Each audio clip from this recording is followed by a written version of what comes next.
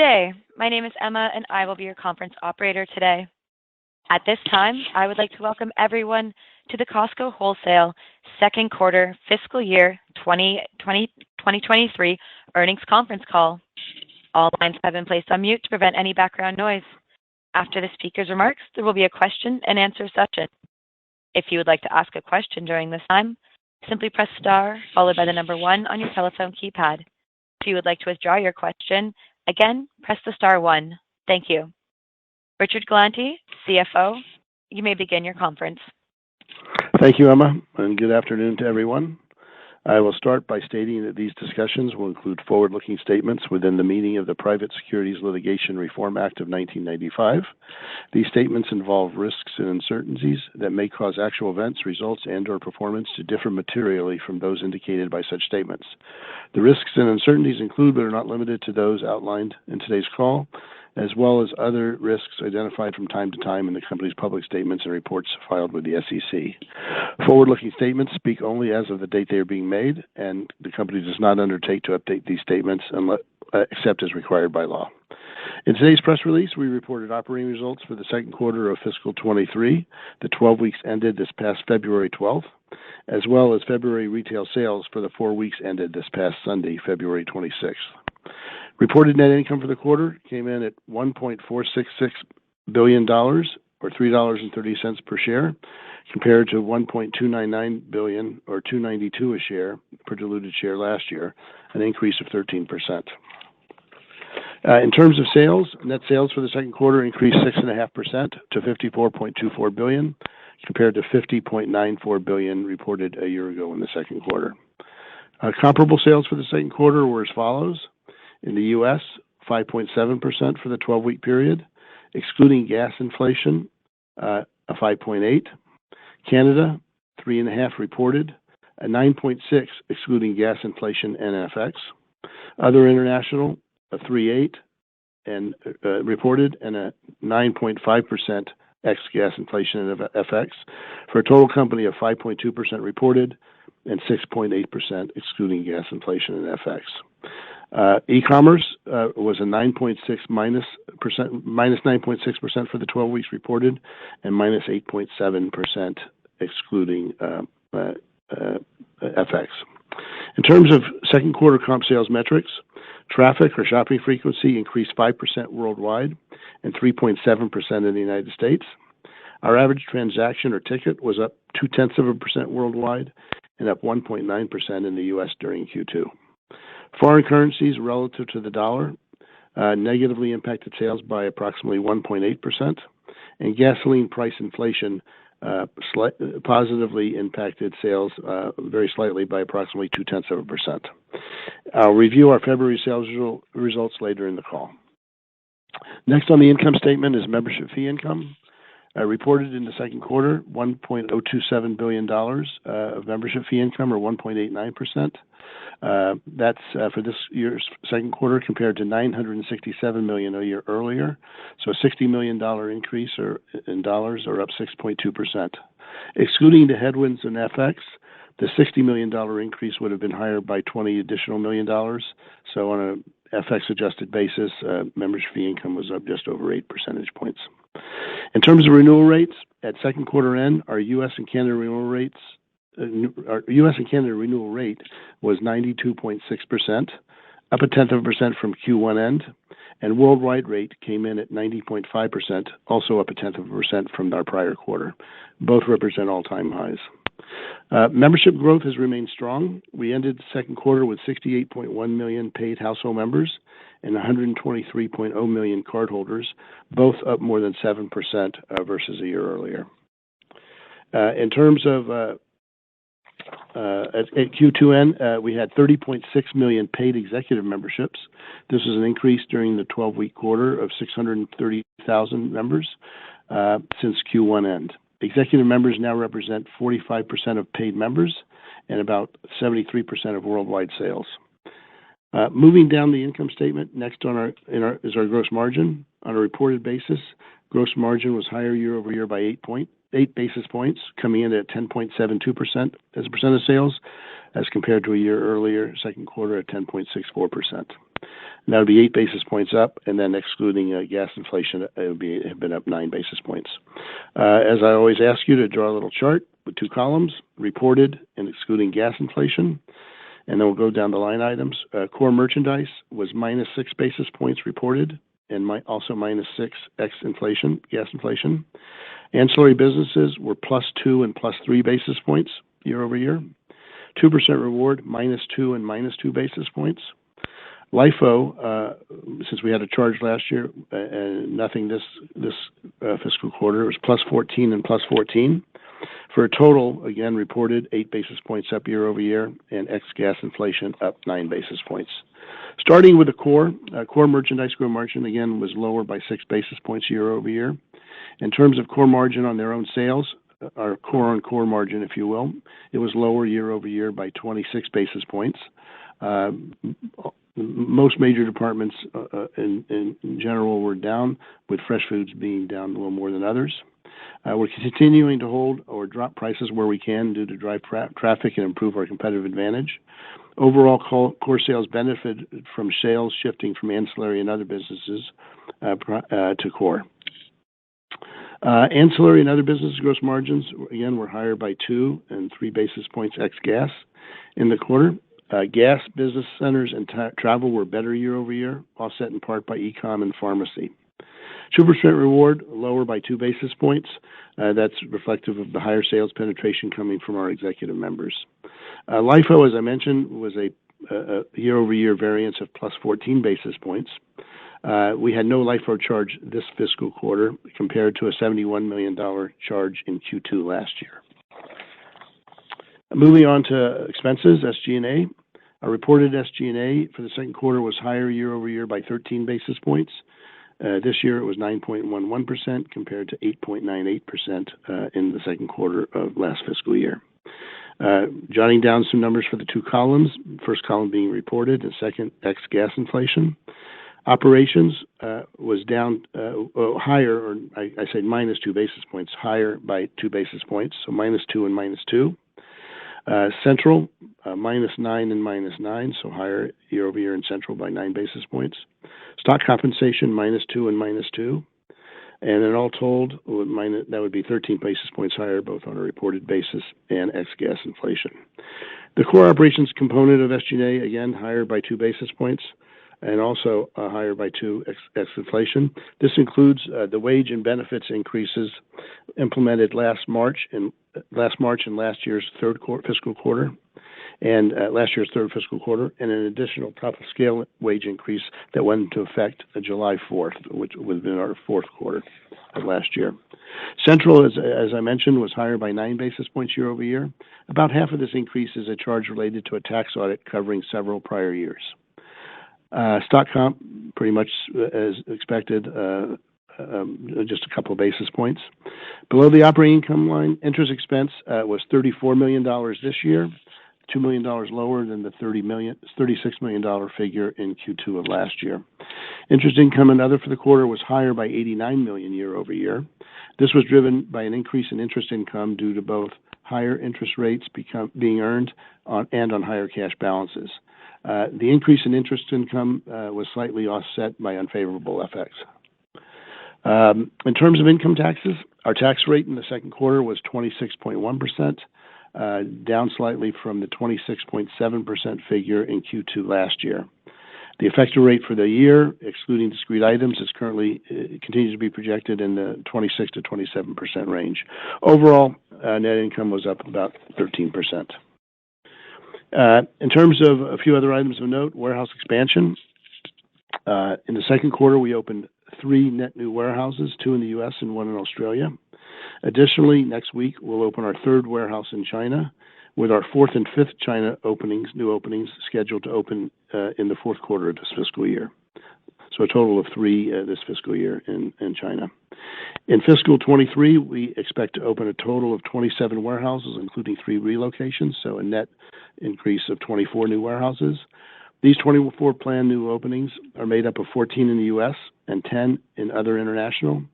The 10 in other international includes the 3 in China, along with our first Costco's in each of New Zealand and Sweden, both of which were opened during the fiscal first quarter. Regarding capital expenditures, our second quarter fiscal 23 capital spend was approximately $900 million. Our estimate for the year it remains in a range of $3.8 to $4.2 billion based on timing.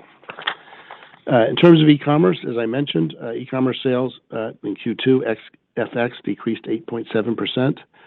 This weakness was driven mostly by our online mix of sales. Big ticket discretionary departments like majors, home furnishings, small electrics, jewelry, hardware. These were down 15% in the quarter and make up 58% of our e-com sales. These same departments, by the way, were down 11% in warehouse, but only make up 8% of total warehouse inline sales. Now a few comments regarding inflation. It continues to seem to improve somewhat. Recall back in the fourth fiscal quarter, which ended last August, our estimated year-over-year price inflation was 8% for that prior fiscal year. During Q1, the estimate on a year-over-year basis was that came down to 6 to 7%. In Q2, we estimate that the equivalent year-over-year inflation number has come down to 5 to 6% range, and even a little lower than that towards the end of the quarter, according to the buyers. We continue to see some improvements in many items. Commodity prices are starting to fall, not back to pre-COVID levels in some examples, but continue to provide some relief. Things like chicken, bacon, butter, steel, resin, nuts.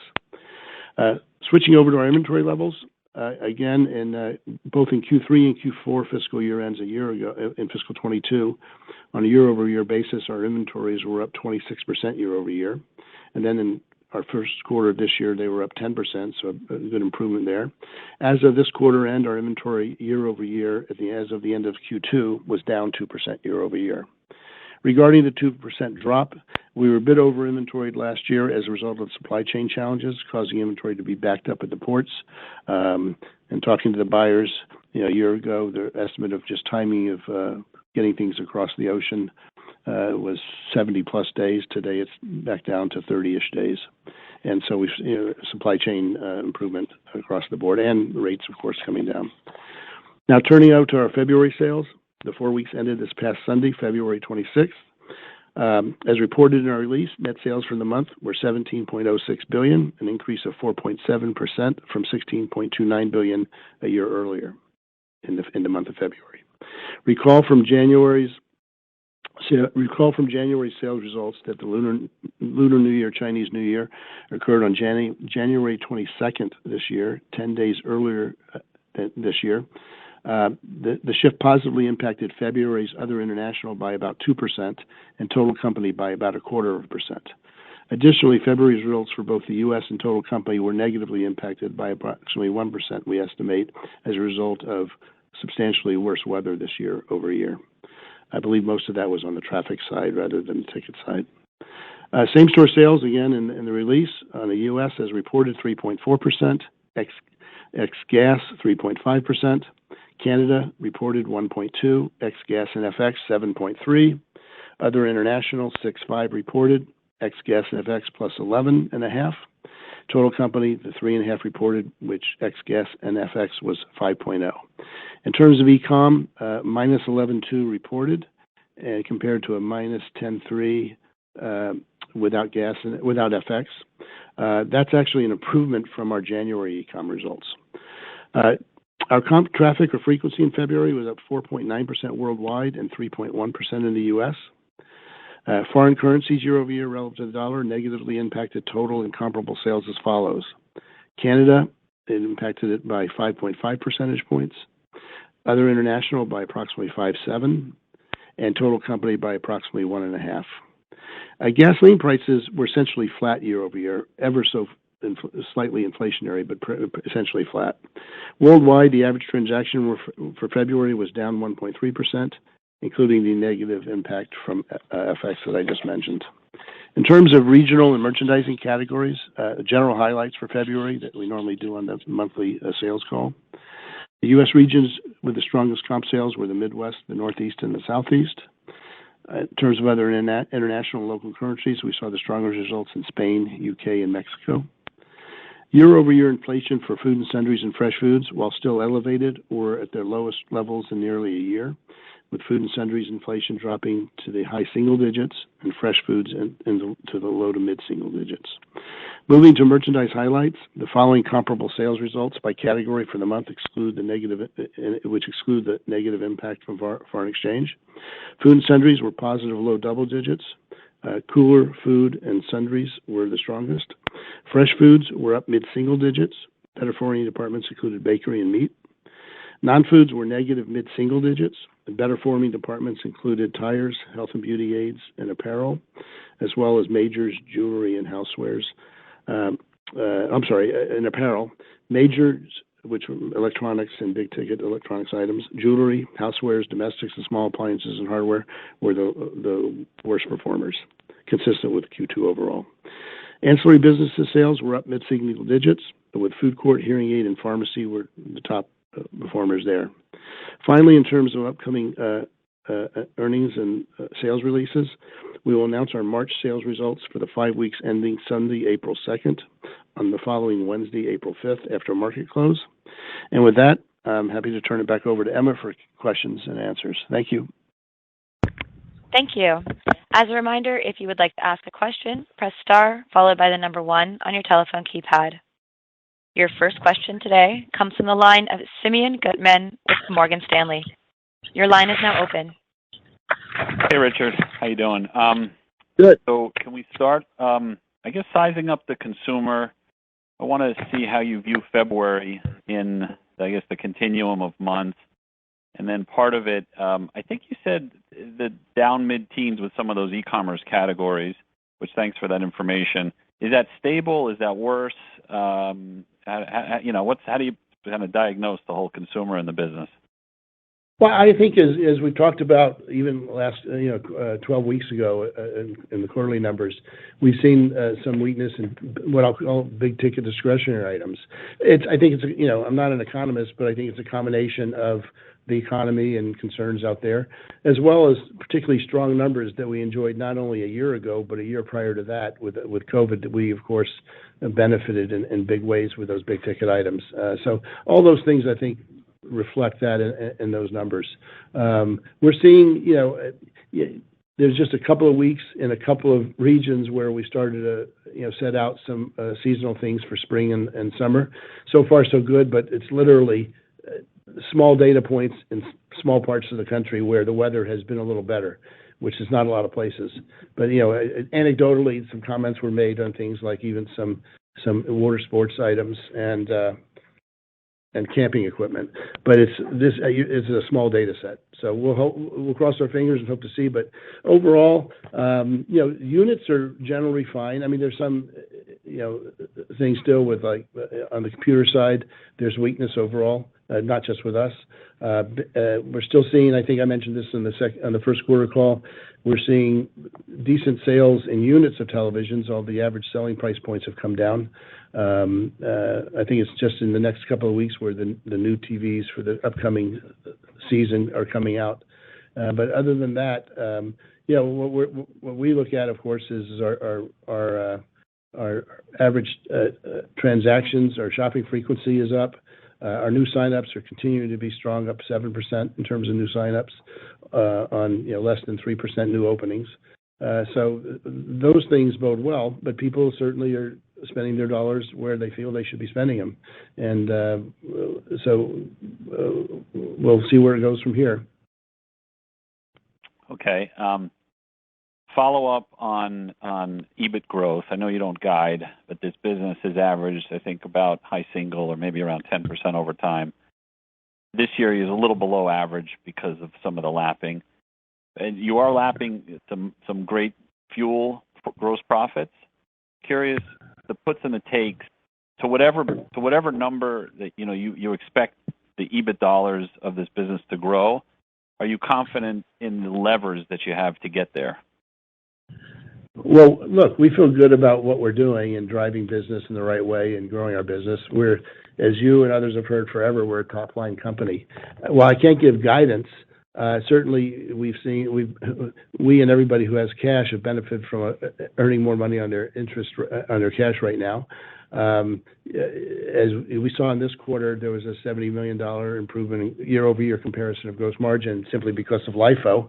To the extent that we can't predict what's going to happen, at least the trends yesterday were that we're starting to see some improvement in inflation.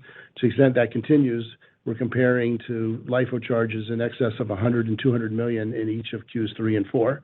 So that's something that we look at as well. Gas, is volatile, no pun intended, and it's been quite profitable in some quarters more than others. But we think that we've got the different levers to and puts and takes, if you will, to do that. But ultimately, it's about driving sales, and certainly we know we're getting the customer in, we're getting more of them in, and they're again renewing at the highest rate ever. So that we'll go through this as good, if not better, than others. Thanks, Richard. Your next question comes from the line of Michael Lasser with UBS. Your line is now open. Good evening. Thanks a lot for taking my question. So, Richard, last time there was an economic downturn in the United States and globally, Costco performed pretty well, was able to comp positive during that time. If this time around, it's a much bigger business and it might exhibit more economic sensitivity. So, A, is that how you're thinking about it? And B, what actions would Costco take to preserve its profitability in the event that it saw negative comps in the coming quarters? Well, we're going to do things to drive market share. I mean, first and foremost, we are certainly cognizant of the bottom line, and I think this is a good example of that. This quarter is a good example of that. But at the same token, we're going to do what we need to do to drive sales, because long term, when we get our customer in and they buy stuff, they're going to come back and buy more stuff. And we've always done a good job of that. And even in the last, again, this one's a little different, this economic downturn with, the rising interest rates and the headlines of recession and high interest rates. But that being said, I think we're fortunate in the sense that we've got, a multitude, various types of businesses within our business, from big ticket discretionary items to food and sundries and health and beauty aids and fresh foods, which is really driving the cart right now more so than it has in the past. So we'll continue to do what we do. And I remember years ago someone asked about if sales were slowing down, what would we do? And we said we'd drive more sales by being even hotter on prices. But generally, that's worked for us, and I see that equation continuing. And the follow-up question is, to your point, the inflationary numbers that you cited are lower than what others are experiencing. So presumably your price gaps are widening, which makes sense, and you're delivering more value for your member at a time where they arguably need it. And with that being said, how does the fact that you are delivering more value to your consumer and they may be somewhat pressured play into your mindset around whether or not you would raise your fees? I believe this spring would be the 5-year anniversary of the last time you raised your fees, and you would typically do it around this time. Yeah, actually, June would be our 6th anniversary. But yes, as I mentioned in previous calls, no worries. And I mentioned in previous calls, looking at the last, I think 3, they averaged around 5 years and 7 months, which is about now or last month. And what we said over the last few semesters or the last few quarters was, I'm a college kid. For the last few quarters is that it's a question, in our view, it's a question of when, not if. And so we'll let you know. But keep in mind, that's one way that we become even more competitive. We take those monies and directly become even more competitive. I might add, though, when we do, our locations do weekly comp shops of 100 to 150 key items, all directly competitive items, and then a variety of other against our direct competitors and other limited comp shops against other forms of traditional retail where the gap of competitiveness is much greater. But at the end of the day, our relative level of competitiveness, in our view, is as strong as it's ever been. And we do that weekly in locations, and every 4 weeks at our every 4-week monthly 2-day budget meeting, each of the regional operations senior executives get up and show those numbers. And you can rest assured we're going to continue to do that. Understood. Thank you very much, and good luck and go Trojans. There you go. Your next question comes from the line of Christopher Hovers with JP Morgan. Your line is now open. Thanks. Good evening. So following up on the first question, I guess, relative to the last time that you spoke to us, do you think the consumer has deteriorated at all? Anything that you're seeing on the, what they're buying, how price sensitive, private label, income demographic? What are your observations around the rate of change for the consumer? Not terribly different than a quarter ago, or probably in David's January sales recording. So again, it all centers around big ticket discretionary, and we look at that and we look at how it compared to a year ago and 2 years ago. We had so much strength there, not only with COVID and people buying big ticket stuff, and now the economy and the interest rate. So that's to be expected. Again, we kind of go our strength in food and sundries and fresh foods and health and beauty and things like that, it'll help to counter some of that. One interesting comment that I think I haven't made in the past, we've been asked that during this concern about inflation and people trading down, have we seen any delta in the sales penetration of our own Kirkland Signature items?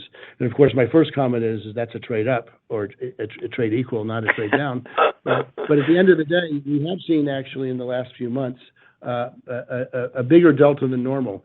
I'd say over the last 10 years, we see a half or a little less than 0.5% a year of increased penetration. In the last, what period was it? For this quarter. For this quarter, year over year, we've seen about a 1.5 percentage point, a little over 1.5 percentage point increase in sales penetration on the food side. Foods being, anything packaged or dry or wet, you name it. And so that we have seen a little bit of an increase in that, and I guess that's consistent with the concession that people are looking to save money. And of course, if it's our brand, that's great. That creates loyalty. Yep. And then, on the pricing / LIFO point, last quarter you talked about we could have a LIFO benefit, and that could be a source of funds in terms of investing in price. So 2-part question: if prices stayed here today, would we essentially get back the LIFO headwinds that you had a year ago as we think about, going forward? And then the second question is, you mentioned your price gaps are as good as they've ever been, but at the same time, there is some change in consumer. So should we think about that LIFO as a source of funds to further invest in price? I was looking at it more not as a source of funds, but more as look, to the extent that this is just using this as an example. If there was no LIFO charge, plus or minus, in Q3 and 4 on a year-over-year comparison, you have on a pre-tax basis $130 million positive delta and a $223 million positive delta. Those are nice numbers to have as a positive delta.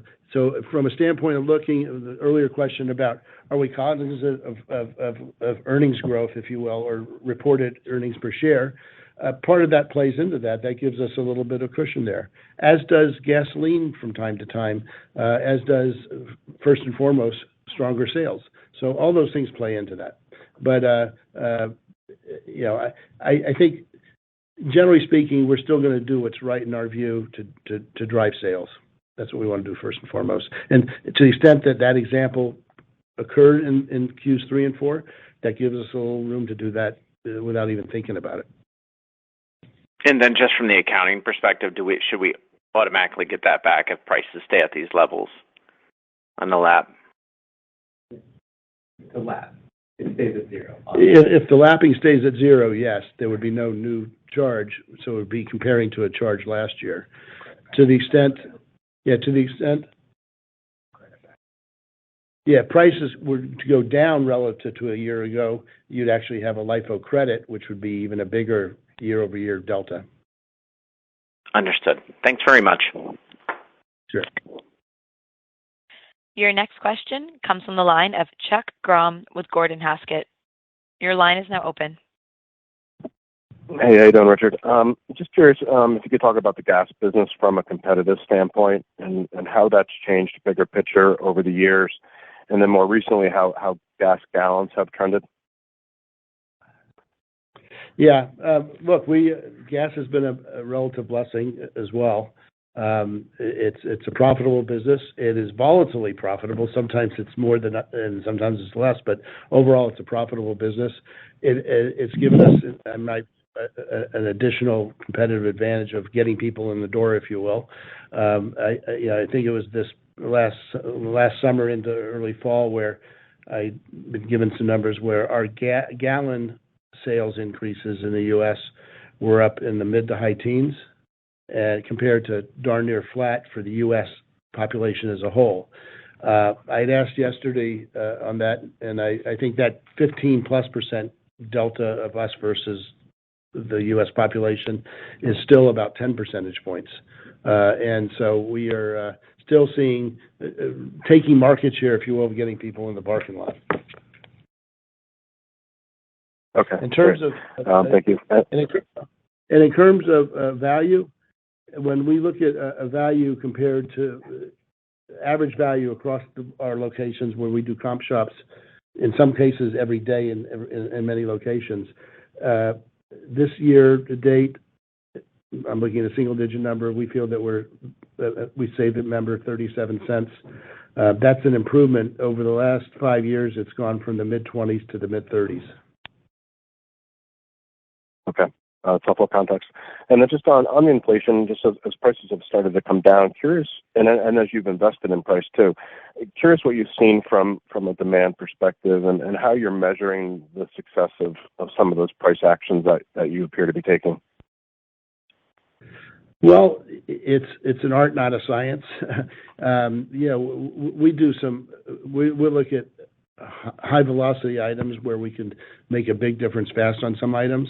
On some things, this is just anecdotal because it was from our last budget meeting, with shipping costs coming dramatically down on a 25 and 50 pound bags of jasmine rice. We've seen a big uptick in sales because that's an item that really skyrocketed because it's a per pound based on the size of the bag. It was a heavy freight cost, and so as that comes down, we see that going. I think we're doing more with our suppliers, changing things around with the MVM. Part of that's based on allocation issues of what we have. But overall, no, we're a firm believer if you improve the value by lowering the price, and you're going to drive more sales. Great. Thank you. Your next question comes from the line of Scott Ciccarelli with Truist Securities. Your line is now open. Good afternoon, guys. Hi, Richard.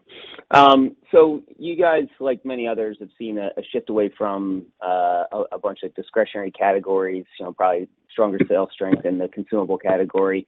But gross margins are actually, pretty stable. So I guess the question is, should we start to expect more gross margin pressure on a go-forward basis if we were to, kind of see that mix shift, continue to lean towards kind of food and consumables? Frankly, the delta between the various categories are not as extreme as they used to be. And in fact, in things like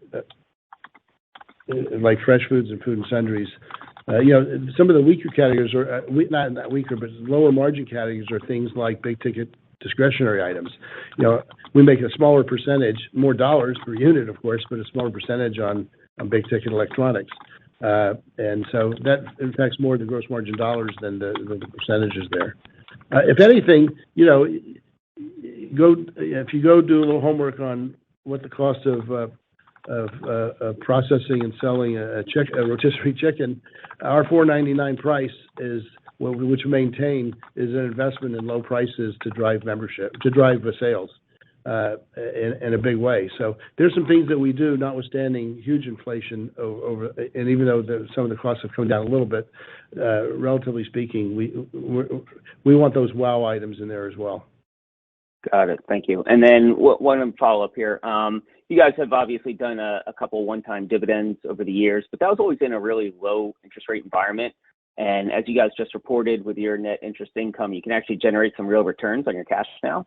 So I guess the question is, does the higher risk-free interest rate environment actually discourage you from returning that capital through future dividends? Well, it helps a little right now, so that's a good news. I don't think it changes our view that the special dividend, which we've done 4 over the last 10 and a half years, I think, it's still an arrow in our quiver, and at some point, it's something you might see again. But I'm not trying to be cute. It's kind of like the membership question. We'll let you know when we do it. Got it. Thanks, guys. Have a good evening. Your next question comes from the line of Karen Short with Credit Suisse. Your line is now open. Hey, thanks very much. Good to talk to you. So, Richard, I just had a question on, you made a comment that you're particularly cognizant of the bottom line, I think was your exact commentary. So I'm wondering if you can triangulate that with what you think net or pre-tax margin numbers should look like on a go-forward basis, but also triangulate that with the fact that you also commented that, you're looking to invest in price to gain share in various categories. Sure. Well, I think on the latter comment, we're looking to use price to gain share.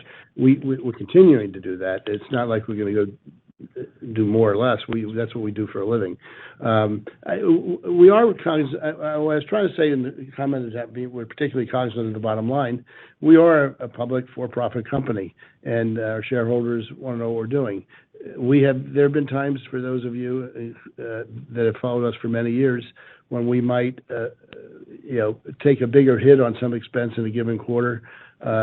I think, in fact, many years ago, it was the rotisserie chicken example that we, frankly, I think have more levers today to adjust things, which helps us.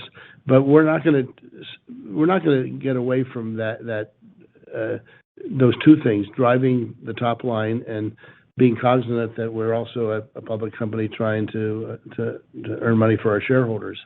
But we're going to prioritize driving sales because that will benefit all the other things on that income statement.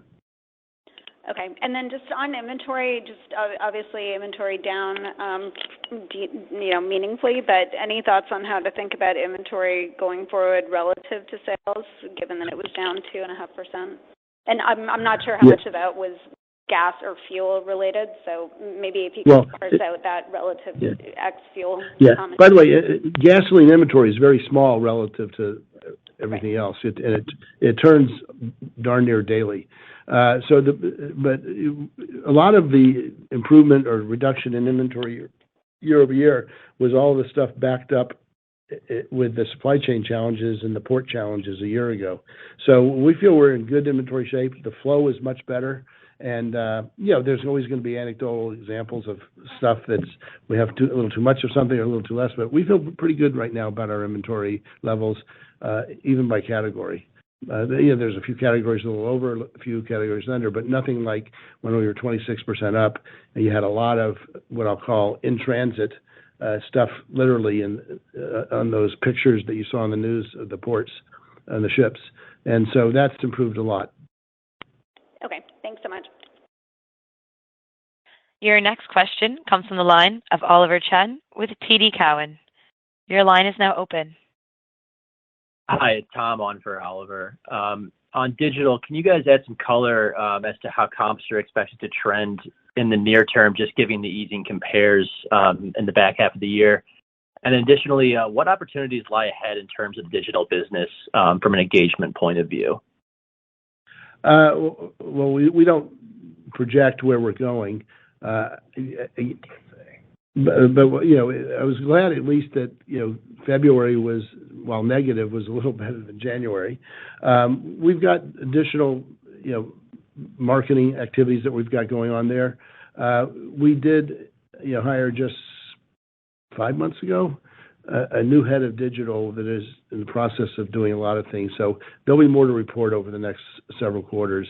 And there's, in my view, there's a lot of opportunities and low-hanging fruit to do that. The biggest thing the challenge that we've had, just looking at our current numbers, was that we've been so successful over the last 2 years. Not only did COVID drive huge business on things for home, big ticket things for home, be it furniture, electronics, televisions, you name it, computers. It also, the acquisition a couple of years ago or 3 years ago of what's now called Costco Logistics. Those two things drove that business in such a big way. That we recognize that's part of it, but we're not hanging our hat on that. We want to grow the sales. Great. And then a follow-up on the executive memberships. With the higher penetration there, could you just talk about how those members behave relatively, and additionally the effects on the business from that higher penetration? Well, they're more loyal, they spend more, and they come more frequently. It's only good stuff. So look, at the end of the day, if we can get somebody to commit, in the U.S. as an example, spend $120 instead of $60 at the current rates, and with that they get the 2% reward with some other benefits on certain consequential transactions. That definitely drives loyalty and drives frequency, and so the executive member spends more and shops more. And then if we get them also to get the co-branded Citi Visa card, it's even better than that. So all those things work, in our view, in a positive direction. And so we like the fact that the executive membership penetration, helped by we've sent in the last couple of years, we brought it into a few other smaller countries. You need a core base of 15 or so locations to do it. And so we've got it in other locations as well. But we're still seeing increased penetration in the U.S. of that. We do a better job, by the way, when somebody new comes in to sign up, of getting them to sign up. We do a better job of explaining the benefits of an executive membership than we did years ago as well. Great, thank you. Your next question comes from the line of Kelly Bania with BMO. Your line is now open.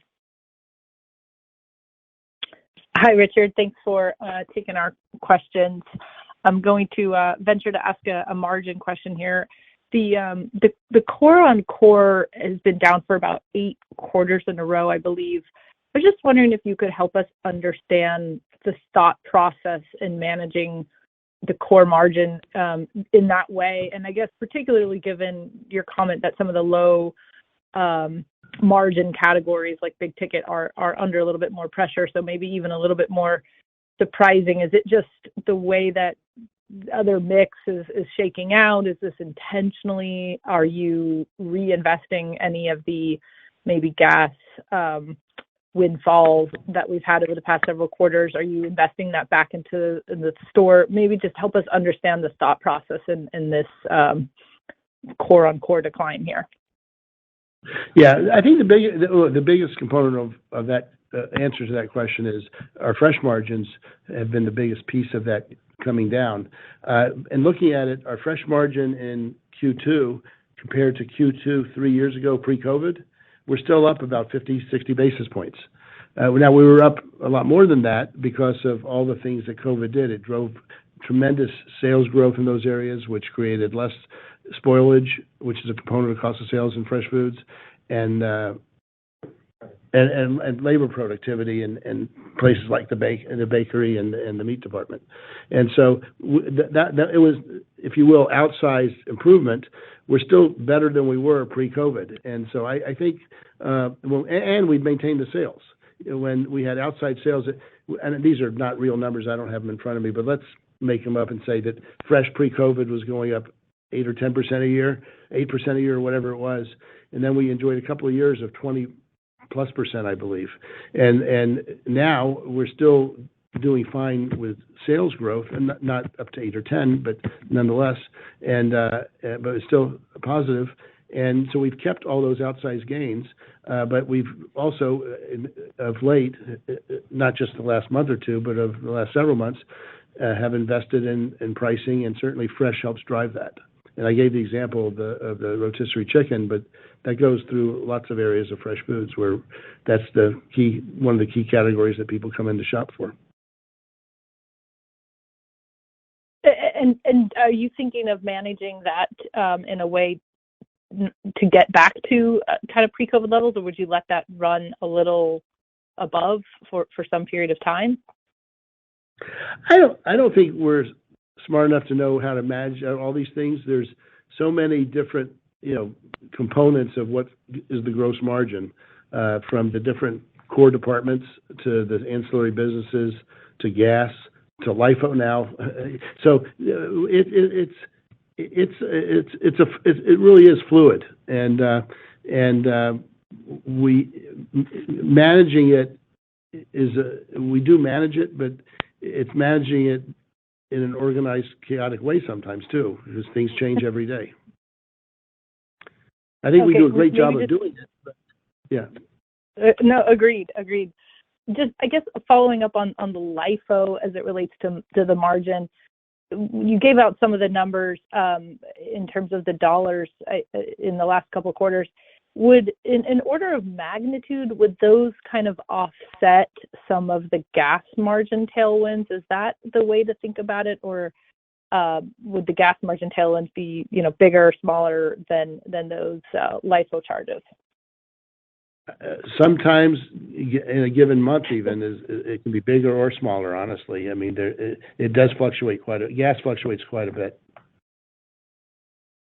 But good try. Okay, thank you.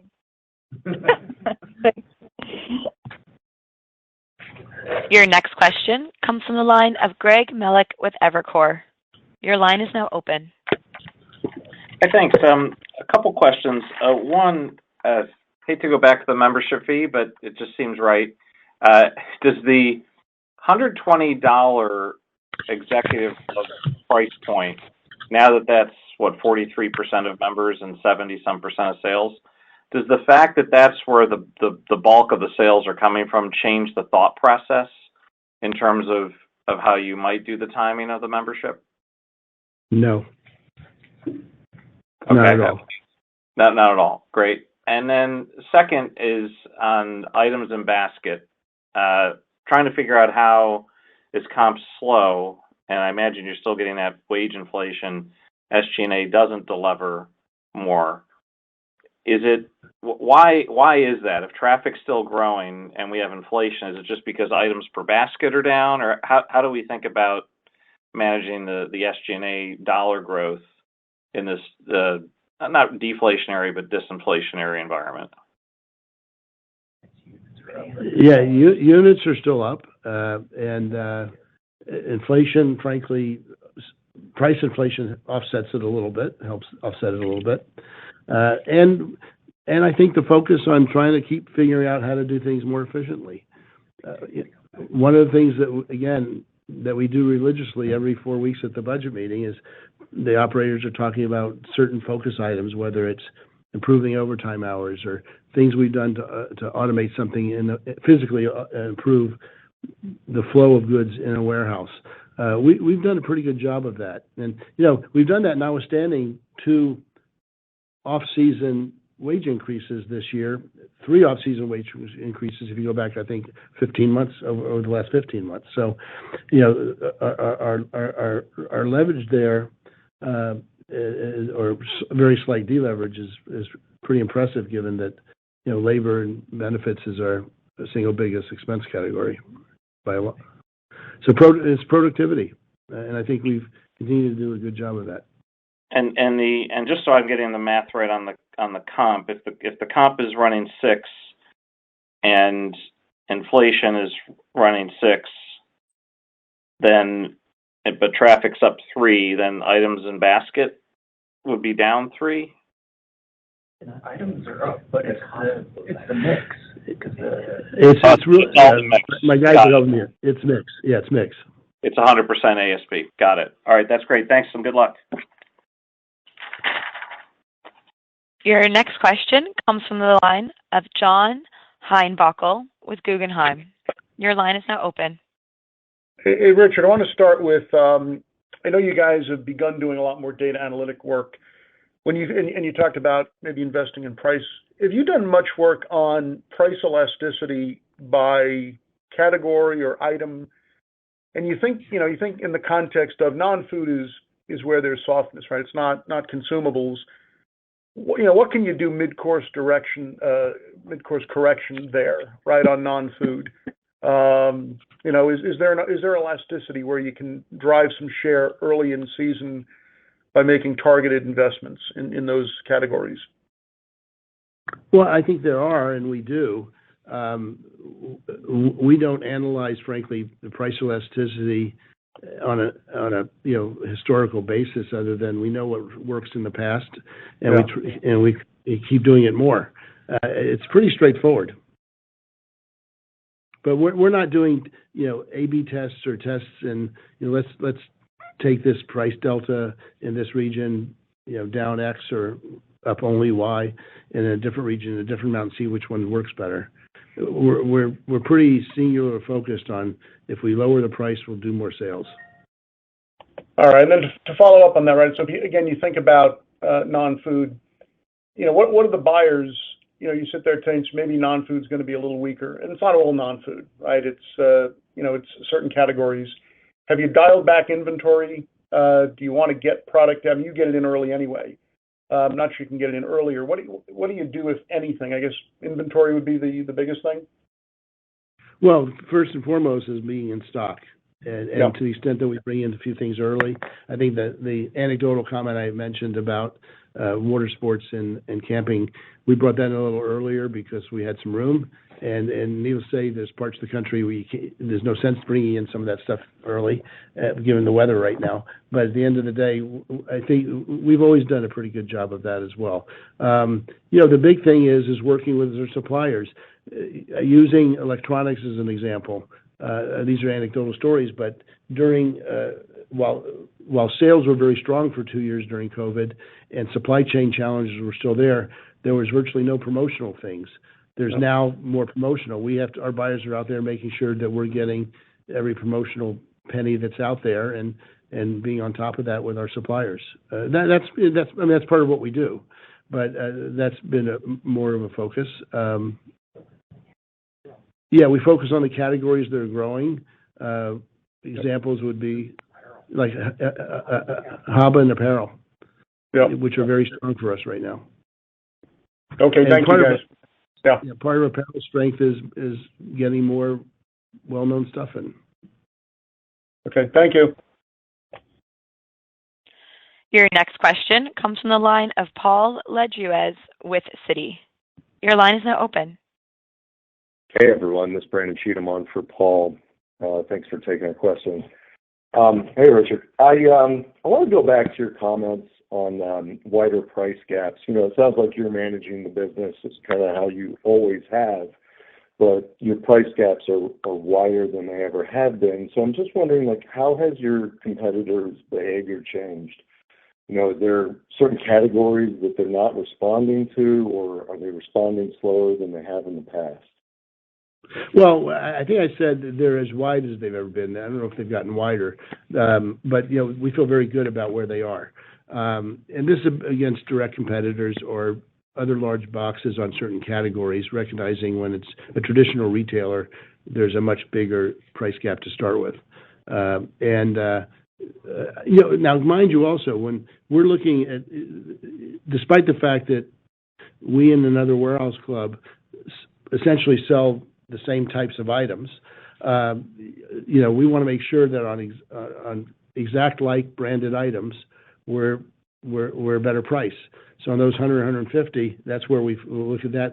They're the most competitive, and whether it's Coke and Pepsi or Advil or Tide detergent or key items that everybody knows the price of, or it's the exact same item. There are plenty of items that are differing in quantity, quality, size, color, you name it, where we feel that in some cases we have a better value. But that's up to the customer to behold that. So we just keep doing what we're doing. We're focusing on those competitive items and constantly figuring out how to drive more value in any item we do. How do we, especially private label, but how do we upsize the pack while improving the price per unit within the pack? Even when there was big inflation, how do we if there was a 10% increase in inflationary cost increase in something, how do we get the vendor to eat a little of it? We'll eat a little of it. Needless to say, there's still the majority of that increase is going to be in the price. But how do we also, beyond that, logistically, not logistically, but from a manufacturing standpoint and a packaging standpoint, how do we lower the price by a few extra percentage points by figuring out how to get X% more cell units on a pallet by changing the configuration of the pack size?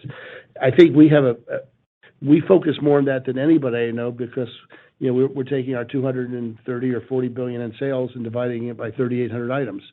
So we have many items that are 50, 100, 300, 500 million dollar items, and when we can do that, we think that we do a good job of that.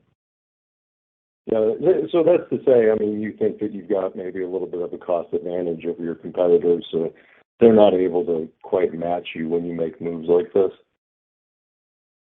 I'm sorry, what was that? That you have a cost advantage, a little bit of a cost advantage compared to your competitors, so when you take prices down, they can't quite match you, and so that's why you're able to get your price gaps as wide as they have been. Well, I think it's our model versus other models. Look, we respect and have very formidable competitors, whether it's other warehouse clubs or big box discounters or supermarkets, and we're all doing what we can do to maximize our own respective model. So I think we certainly, when we make some price changes to things, we see our competitors act to them in some cases and not in others.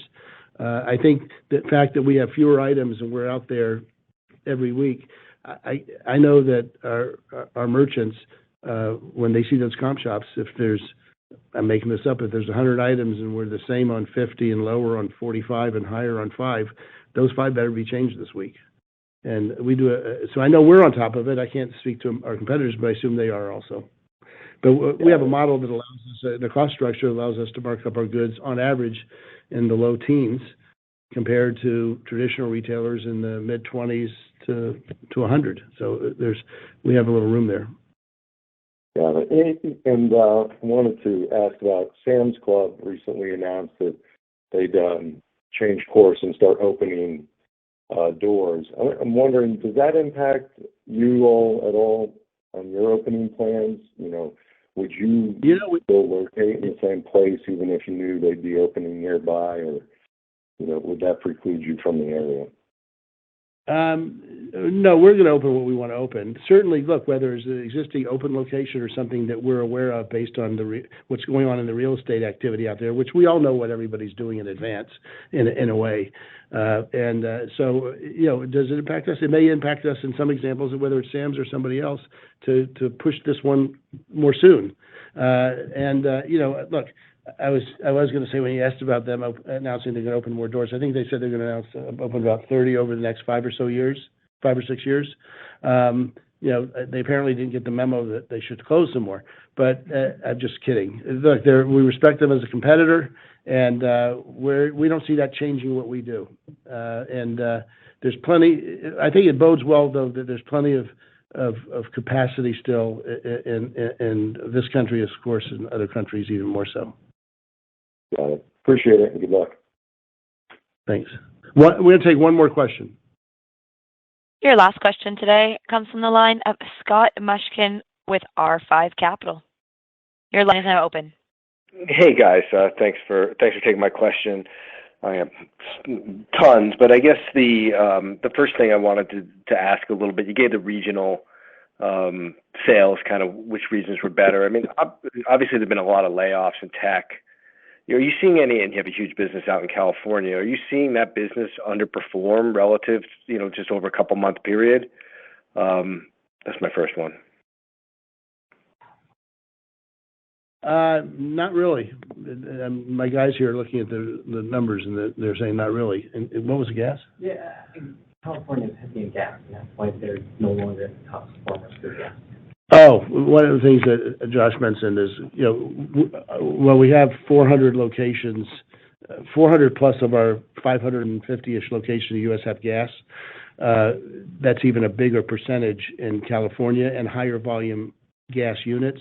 And with gas pricing, gas inflation coming down dramatically year over year, that's partly why they're not in the best performers. If you took that out, there's not a whole big difference out there.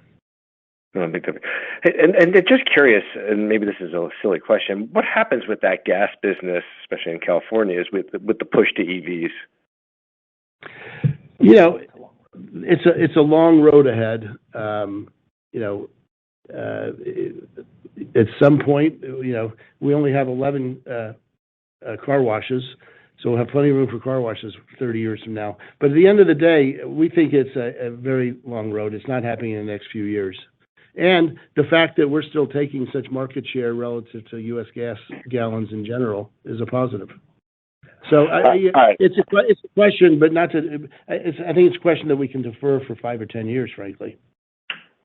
Yeah, tell the state of California that. Anyway, hey, my last question. I know this call's gone long. Is just wondering about a little bit long term. The initiatives. You had a big push into fresh, several years ago. It's obviously worked out really well. We had the credit card. We had the big push into big ticket. Is there anything on the horizon like that will change the business a little bit and maybe grow it a little faster? Well, international in general is plenty of opportunities. If you look at some of the foreign countries as a percent of sales, they are more profitable than the U.S. So those things that creates more opportunity. I think I don't see anything big right now coming on vertical integration. Might we do another poultry activity at some point? But that's still a few years down the road to even consider. We did a second meat plant outside of Chicago for the Midwest and East Coast just a couple of years ago. We're expanding our bakery commissary. So there's another couple of $100 million plus projects going on like that. I think another area that I think bodes well for us in terms of competitiveness and continue to work on getting prices down is working with suppliers. Certain things that we currently ship from the U.S. elsewhere, or air freight in the case of produce elsewhere. There's plenty of activity going on the what I'll call the hothouse side. Could you grow more vegetables? But that's all good in concept, but it takes time to figure out. And there's plenty of people trying to figure it out out there, and so we're waiting for that. The other thing, I think I gave an example a few years ago. Something as simple as cashews. Historically, they're all grown and washed and prepped for roasting in Eastern Africa, shipped to America for roasting, quality roasting, packaging, and then shipped out to the 13 or 14 countries. Today, those that are ultimately sold in Korea, Taiwan, Japan, Australia, and China are now shipped to Vietnam to a quality roaster supplier of ours that grew over time with us. And we dramatically lowered the cost on that portion of a huge amount of dollars, and then using that to do what we normally do, take 80 or 90% of that savings and lower the price even further in those countries. And we're talking. There's plenty of opportunities that I know we're now talking with big suppliers of these $100 and multi-$100 million items that we buy, whether it's paper goods, plastic items, things like that. That which of these items could be produced overseas, particularly on the Asia side, and rather than having to produce them here and ship them there, there's a lower cost of production, and as long as we can maintain that quality. And so I think there's going to be lots of little opportunities that become in total a good opportunity for us. Hey, that's great, caller. Appreciate it. Well, thank you, everyone. We're around. I'm sure we'll be talking to a few of you today and tomorrow and into early next week. Have a good afternoon or evening. This concludes today's call. Thank you for attending. You may now disconnect.